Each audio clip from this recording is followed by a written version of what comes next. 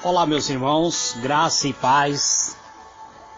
Aqui quem vos fala, vosso irmão em Cristo, presbítero Gregório, trazendo mais um pedacinho do Maná dos Céus. Um pedacinho do Maná dos Céus, irmãos, que eu iniciei um estudo, uma análise acerca do livro de Atos do Apóstolo. Eu dei uma parada porque vem o final do ano, vem muitas festas, muitas pessoas não estavam abrindo as mensagens, então eu dei uma parada. Mas hoje eu gostaria de analisar o capítulo 4 de Atos do Apóstolo. Eu vos contei a narrativa do capítulo 3, onde Pedro e João vão para o templo para adorar a Deus, e lá, por meio da unção do Espírito Santo, operam grandes sinais de prodígio, de maravilha, fazendo com que um paralítico de aproximadamente 40 anos de idade viesse andar perfeitamente. Eu vos contei também a narrativa de que Pedro utilizou este milagre para pregar o Evangelho de Jesus. E eu vos disse que assim que ele estava ministrando a palavra, onde a multidão estava muito interessada acerca da salvação, vieram pessoas para prender Pedro e João. Então vamos conhecer isto no capítulo 4. A palavra de Deus diz que Pedro e João, eles estavam no templo ministrando a palavra, e enquanto eles estavam falando ao povo, sobrevieram-lhe os sacerdotes, o capitão do templo e os saduceus. Essas pessoas ficaram enciumadas. Eles ficaram com muito ciúme que Pedro estivesse ensinando ao povo, anunciando a palavra de Jesus, falando acerca da ressurreição de Jesus entre os mortos. Então esses capitão do templo, a mando dos sacerdotes, a mando dos saduceus, vieram até Pedro, pegaram ele e encerraram ele na prisão até o dia seguinte, pois já era tarde. Mas a palavra de Deus diz que muitos do que ouviram a ministração da palavra de Deus acerca da ressurreição de Cristo, eles acreditaram na mensagem de Pedro, e nesse dia 5.000 almas aceitam a Cristo como sendo o Senhor e Salvador da sua vida. A palavra de Deus também nos informa que no dia seguinte reuniram-se em Jerusalém as autoridades, seja ele os anciões, e também os escribas, que são as autoridades políticas, as autoridades religiosas e políticas, se reuniram em Jerusalém para julgar Pedro e João. E a palavra de Deus nos informa que Anás, o sumo sacerdote, e Caifás, João e Alexandre, e todos quanto eram da linhagem do sumo sacerdote. Aqui nos apresenta Anás como sendo o sumo sacerdote, e também Caifás, João e Alexandre, e todos quanto era da linhagem do sumo sacerdote. E essas pessoas rodearam Pedro e João e pondo-o no meio deles, interroga ele com que poder e em nome de quem Pedro fez isto. A palavra do Senhor também nos informa que Pedro e João estavam cheios da presença do Espírito Santo. Então Pedro, cheio do Espírito Santo, ele diz para todas as autoridades, para todos os anciões do povo ouvisse. Pedro diz assim: se nós hoje somos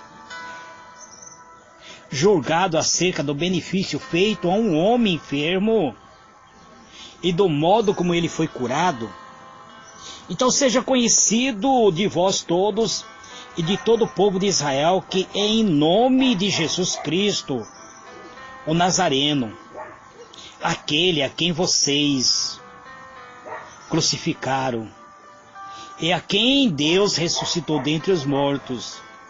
É nesse nome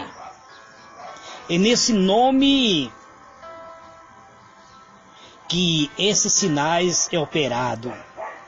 É no nome do Senhor Jesus que este acontecimento ocorreu, que isto que estão diante de vós. Então, Pedro continua dizendo: vocês rejeitaram ele, rejeitaram a Jesus.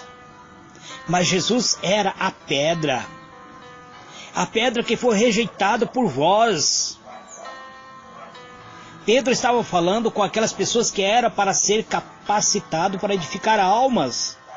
E ele diz: os edificadores, vós, os edificadores, rejeitaste a pedra, a principal pedra, a que foi posta como pedra angular, ou seja, a pedra principal da fé, o elo que nos liga a Deus. Pedro continua dizendo: e em nenhum outro há salvação, porque debaixo do céu nenhum outro nome há dado entre os homens que devamos ser salvos.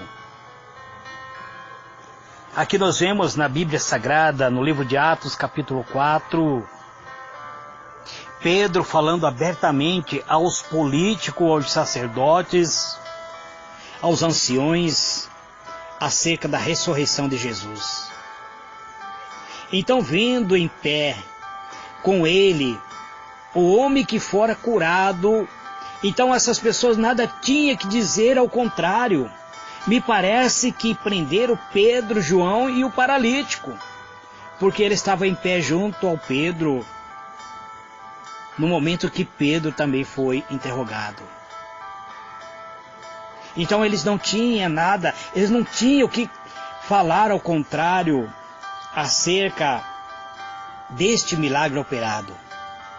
Então eles mandaram sair do sinédrio e começaram agora a conversar entre si.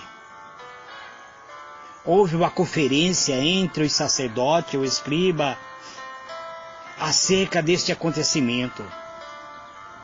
Eles diziam assim: o que havemos de fazer a este homem? Porque a todos os que habitam em Jerusalém é manifesto que por eles foi feito um sinal notório, e não podemos negar esse sinal. Jerusalém está em festa devido a este milagre que ocorreu. Nós não podemos negar este milagre. O que havemos de fazer então? Para que não se divulgue mais entre o povo este milagre acerca da operação divina no nome de Jesus. Então eles decidiram ameaçar Pedro e João. Então eles decidiram assim: ameacemos para que de agora em diante não fale neste nome a homem algum. Então, acabando a conferência, eles chamaram Pedro e João e ordenaram-lhe que absolutamente não falasse, nem ensinasse a ninguém acerca do nome de Jesus. No versículo 19 nós encontramos a resposta de Pedro. Pedro e João respondem a eles dizendo assim: julgai-vos, é justo diante de Deus ouvir-nos ante a vós do que a Deus? Pois nós não podemos deixar de falar das coisas que temos visto e ouvido. Mas os escribas, os fariseus, os saduceus, os sumos sacerdotes e os políticos da atualidade, daquela época, ameaçaram mais ainda a Pedro e João. Mas eles não acharam motivo para castigar. Então soltaram-nos por causa do povo. Porque o povo dava glória a Deus. O povo glorificava a Deus acerca do milagre que havia ocorrido. Pois tinha sido mais, a palavra de Deus diz que o homem que tinha sido curado, ele tinha mais de 40 anos. Todos conheciam o paralítico da porta chamada Formosa. E agora ele estava curado, um grande milagre tinha acontecido, amados. Então, eles não poderiam negar este milagre. Esse milagre tinha sido operado pela graça divina, pela manifestação do Espírito Santo de Deus, e não poderia ser negado de maneira nenhuma. Eles levaram Pedro e João para julgar, para ameaçar.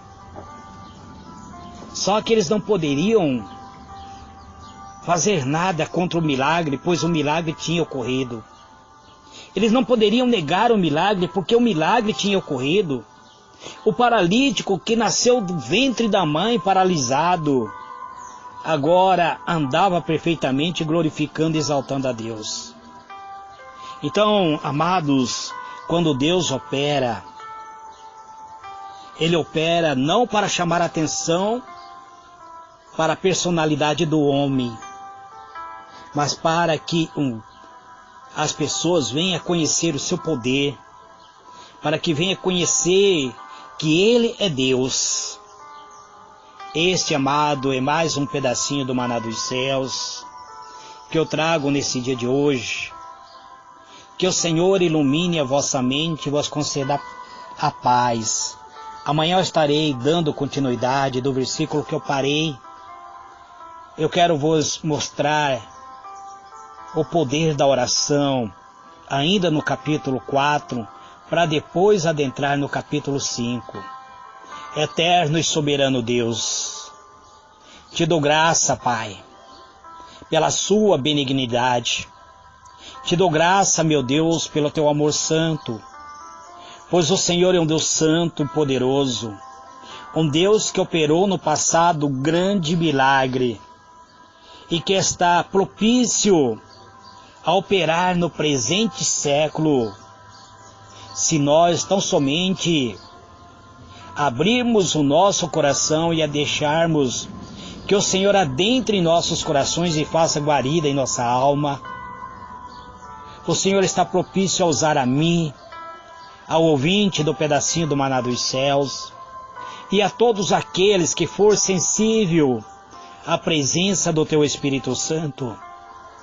O Senhor ainda opera milagre, o Senhor é um Deus realizador de milagre. Não há como negar a operação divina, não há como contradizer quando o Senhor opera milagre. Existem muitas falsas operações ocorrendo nesse presente século, mas quando a presença do Teu Espírito se manifesta, então o milagre ocorre. Libertação, transformação, e a chama viva do Teu Espírito aquece o nosso coração, queima a nossa alma, ressuscita os nossos sonhos, traz-nos esperança e traz vitória, a vitória conquistada através da fé, é por meio da fé, em o nome do teu amado Filho, Senhor Jesus, que os milagres ocorrem. Queremos ser agentes operadores de milagre, Pai. Queremos ver o reino dos céus sendo estabelecido aqui na terra. Queremos, Senhor, que a tua justiça venha operar em nosso meio. Queremos ter o Senhor habitando dentro do nosso espírito através do teu Espírito Santo. Tu és bem-vindo, Espírito Santo de amor. Tu és bem-vindo em nossa vida. Edifica em nós, traga em nós paz, harmonia, alegria. Pois quando o Senhor habita em nós, nenhum mal pode nos tocar. Quando o Senhor opera, nenhum mal pode destruir essa operação. Pois o Senhor é Deus do ar, do tempo. O Senhor é Deus da vida. O Senhor é que nos guarda e nos protege. Coloca teus anjos acampados em volta de cada um de nós, fazendo com que a paz perfeita permaneça em nossa vida.